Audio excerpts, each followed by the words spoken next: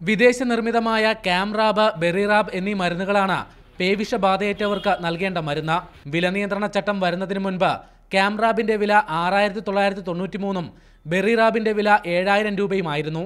വില നിയന്ത്രണം വന്നപ്പോൾ ഇവയുടെ വില 2637 നിശ്ചയിച്ചു.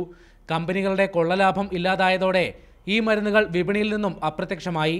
നിലവിൽ പേവിഷബാധയ്ക്കെതിരെയുള്ള പ്രതിരോധ വാക്സിൻ മാത്രമാണ് ലഭിക്കുന്നത്. അതായത് പേവിഷബാധയുള്ള ജന്തുക്കൾ കടിച്ചാൽ രോഗി മരുന്ന് ലഭിക്കാതെ മരണമടയും. കേരളത്തിൽ അങ്ങോളം ഇങ്ങോളം ധാരാളം സ്ഥാപനങ്ങൾ കാരുണ്യമെന്നും നീതിയെന്നും ഒക്കെ പറഞ്ഞുണ്ടാക്കുന്നുണ്ട്. അപ്പോൾ ധാരാളം പ്രൈവറ്റ് മെഡിക്കൽ ഷോപ്പുകൾ ഉണ്ടായിട്ടുണ്ട്.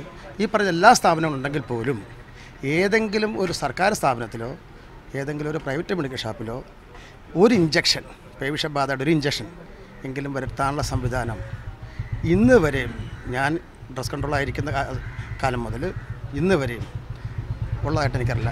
കരൾ രോഗികൾക്കുള്ള ഹ്യൂമൻ ആൽബുമിൻ എന്ന മരുന്നിന് 5000 രൂപയായിരുന്നു വില. അത് 3800 കുറച്ചതോടെ ഈ മരുന്നും കിട്ടാക്കനിയായി. പാമ്പ് കടിയേറ്റാൽ ഉള്ള ആന്റി സ്നേക്ക് വെനമും കിട്ടാനില്ല. ക്യാൻസർ രോഗികൾക്കുള്ള മെസാക്കോൾ, ആസ്മയ്ക്കുള്ള കോംബിറ്റൈഡ്, മനോരോഗത്തിനുള്ള ആഗ്മപ്രോൾ, ആറ്റൻറോൾ മുതൽ പനിബാധിതർ ഉപയോഗിക്കുന്ന കാൽപോൾ ഗ്രൂപ്പ് വരെ വിപണിയിൽ കിട്ടാനില്ല. മീഡിയ 1 ആലപ്പുഴ.